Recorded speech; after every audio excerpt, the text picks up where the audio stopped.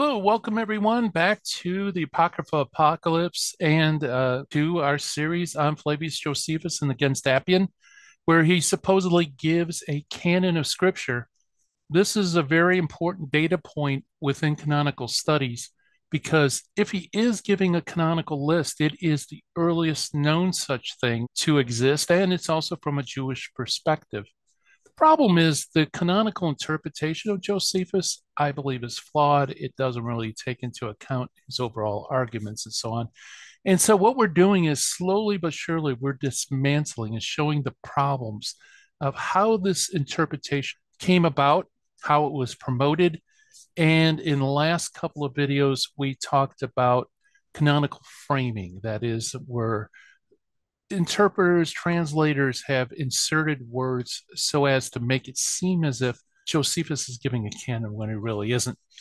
We're going to change gears here and move away from the issues of canonical framing and look at problems that arise when the canonical interpretation is used with Josephus. In other words, if it was authentic, we would expect very few tensions to be created when looking at Josephus and thinking in terms of a canon. But instead, what we find is that there are numerous problems that arise. And that's what we're going to look at. We're just going to look at two such tensions in this video. So all of that is in this episode. So fasten your seatbelts, folks, because the Apocrypha Apocalypse begins right now.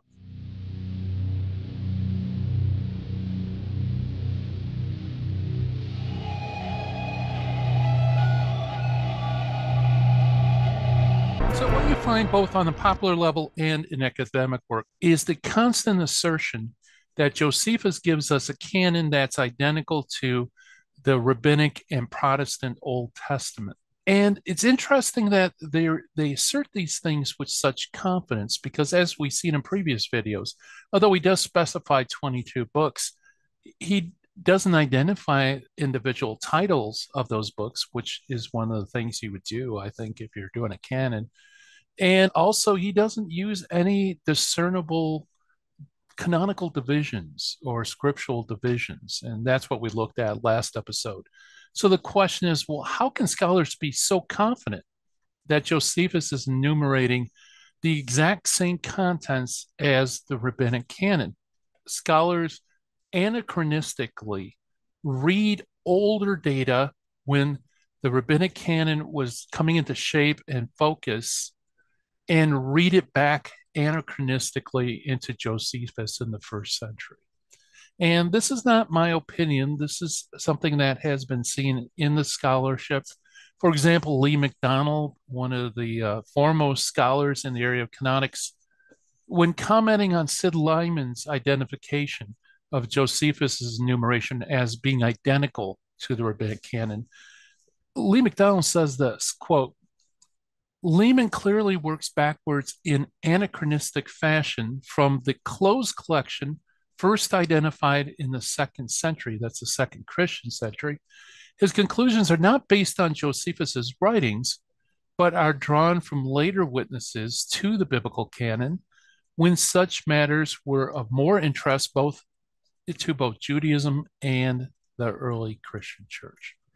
And I think he's right. And I don't think Lyman's the only person who does this. I think this is done often by many scholars, is they will see the number 22 mentioned in Josephus, and then they'll go out into later computations within rabbinical Judaism and notice that there are 22 and 24 book computations.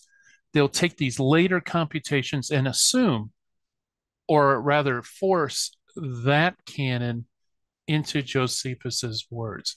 So it really isn't based on anything Josephus says. It's really more based on later evidence being forced onto Josephus in order to make him give the same canon. Now, I think, in all fairness, I think there is something right about this methodology in that you're always trying to look for some sort of coherence. And if later Jewish authorities give a particular canon, we would expect to find some sort of continuity early on, but that assumes that Josephus is actually giving us what we would call a canon. And that's the main assumption. Is he doing that? So, there is that value of showing coherence from Josephus to later works, but you can't really take the later works and therefore go back into Josephus and say he must be doing exactly the same thing. And this can be seen especially with the problem of combining books. The assumption that Josephus's 22 books must be identical to the later 22 book computations or a contracted form of the 24 book computation to make it identical with the Rabbinic canon has a big problem. And that is that the earliest 22 book lists that we have are not identical to the Rabbinic canon. So let me quickly explain. You have the Rabbinic canon, you have the 22 book list, and you have Josephus, who says 22 books. When you try to say Josephus is identical to the later Rabbinic canon because he's using a 22 book computation, there's a difficulty because the earliest 22 book computations, those that are closest to Josephus, aren't identical to the Rabbinic canon.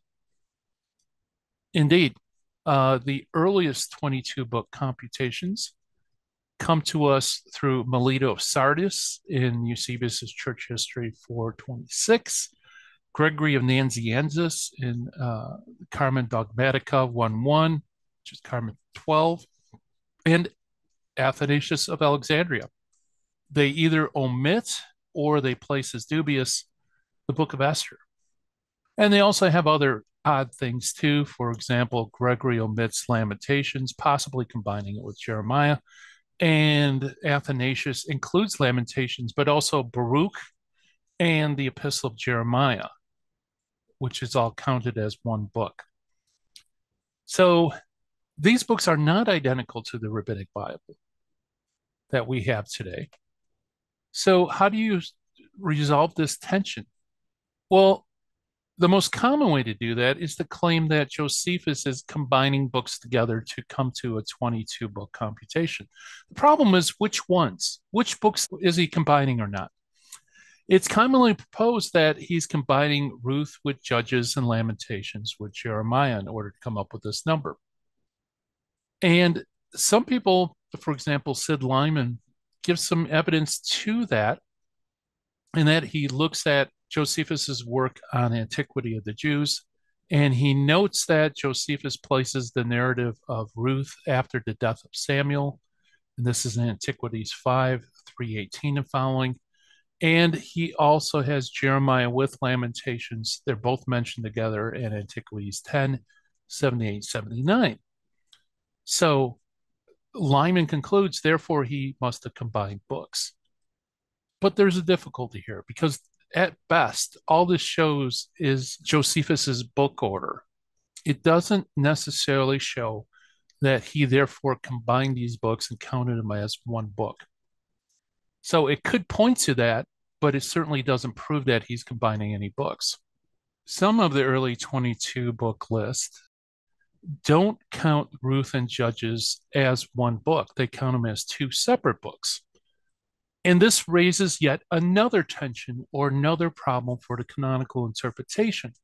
If the reason why you're trying to say that Josephus is giving the Rabbinic canon is so that he'd be in continuity with later computations, the only way you can do that is to place them out of continuity with the same tradition by combining two books that weren't combined in the earliest list. You get that? So in order to make them square with later tradition, you have to have them doing something that later tradition doesn't do. In fact, Wolfenson says in regards to the second century list that does square with the Rabbinic Bible, it's called Baba Bathra. He says, quote, the passage Baba Bathra 13b, he continues, proves conclusively that every book among the Jews was counted separately. I am aware that it is assumed that Josephus was influenced by the Septuagint in combining Ruth with Judges and Lamentation with Jeremiah as one book each. But it has not been proven that these books were so reckoned in the Greek Bible in Josephus's time. In other words, someone may say, well, it's true these later lists don't combine Ruth with Judges, but the Septuagint does. Therefore, Josephus followed the Septuagint in order to do this combination. And what Wolfenson points out is something true, that we don't know whether that particular combination existed during the time or before Josephus. So again, in order to resolve this difficulty, we have to assume that such was the case. There's also tensions created in regards to books that simply don't fit Josephus's descriptions. Now, as we mentioned in the last episode, in fact, why don't we bring up Josephus, what he actually enumerates? Like we mentioned before, Josephus doesn't give a list. He gives us an enumeration. So he tells us the number of books. He tells us something about the books. He describes them. And then he gives sometimes additional information as far as their genre or what period of history they cover. And here's what Josephus has. This is in Against Appian, Book 1, 3940. And as you can see here, it's a very broad description. The descriptions are narrow enough to cause additional tensions with the canonical interpretation. I think the biggest one is the book of Job. Most authors that try to have Josephus give a canon and the canon being identical with the Rabbinic canon, most of them place Job amongst the 13 books written by the prophets. However, there's a big problem because it's generally conceded that Job is a very, very early book. So if that view, which is, I think, the standard view right now, the problem is it doesn't fit Josephus's description because the 13 books written by the prophets wrote after the death of Moses until Artaxerxes. You can see that in Against Appian 140. So what do you do with Job? Job can't be part of the 13 books according to Josephus because it would have been written earlier. And indeed, it wouldn't even be part of the 5 books of Moses. So Job doesn't really fit in that description. And if he did, it would be 6 books, not 5 books. So where does Job fit in with Josephus's description? Well, Zine Zebit therefore places Job among the 4 remaining books. But the problem is by doing that, he displaces some of the more common books that are said to be among the 4 remaining books. In this case, he displaces Song of Songs. So Job is part of the 4 remaining books. So as you can see, all sorts of weird things occur when you're trying to figure out the combination of books and where they fit, and especially if you take seriously how Josephus describes these books. They just don't seem to fit into the enumeration he gives and the descriptions he gives. And in fact, if Zine Zebit is right and Song of Songs is omitted, then that means that Josephus's enumeration doesn't square with the Rabbinic canon. He's not giving the same canon. So at best, we would say canon appears to be still open because Josephus didn't cover all the books, be that as it may.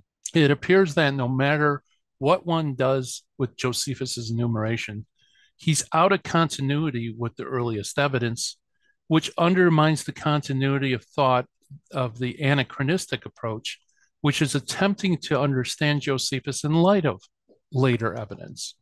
It just doesn't work. What do you do with the combining the books and all the tensions that's created by the assertion that Josephus is combining certain books? Well, I think Wolfenson gives a good approach, and it's very parsimonious, and it doesn't require raising all these problems and tensions. In fact, let's quote from Wolfenson. He says, quote, "The reckoning of 24 as 22 did not appear until after 100, that's 100 AD, We cannot therefore assume that Josephus counted 24 books as 22. When he says 22, he means 22. Josephus must have excluded Canticles and Ecclesiastes from among the sacred books, since he nowhere mentions or refers to them. Now, let's stop there. What Wolfensohn is saying is in Antiquities of the Jews, he doesn't mention either of these books. So there's no evidence that it would have been included in the 22. Okay, let's continue with Wolfensohn. We know also that the sacred character of these books was not determined until about 100 AD. It is, therefore, most justifiable to conclude that Josephus did not include these books, and that he counted Ruth and Lamentations as separate books, considered Ruth to be a book of prophecy and Lamentation as one of the hymns. All this proves, I believe, that Jews did not have any fixed classification of prophets and writings originally. Now, I don't know if I would agree with that last concluding line, but I do agree with Wolfensohn that there really is no justification to assume that when Josephus says there's 22 books, to assume that there's actually 24 books. And he means something other than what he says in Against Appian. So I think what Wolfensohn does for us is he shows that if one abandons the canonical interpretation, let's just look at Josephus and not try to think about him telling us a fixed, closed canon. You see how all these problems vanish, and you're able to take Josephus at his word. So the 22 books would be 22 books. So that's the problem of anachronistic methodology, of reading later things back into Josephus. And like I said, numerous tensions are created because Josephus's numbers and descriptions just don't fit. It doesn't fit with the earliest 22 book computations. And it seems like we're trying to fit a square peg into a round hole in that regard. And that's just the beginning. When we come back next week, we're going to look at, well, maybe there was a previous pre-Josephan tradition of 22 books or 24 books. And if that's true, if we can establish that there actually was an earlier Jewish tradition of this computation, then maybe that would justify us reading Josephus as he's given a rabbinic canon. So we're going to look at that approach next video. So until next time, if you enjoyed this and you haven't subscribed to the channel, I encourage you, please subscribe, like, leave a comment. All of that helps our visibility, our algorithm to grow the channel. And until next time, I'm Gary Machuto. Have a great week. Bye-bye.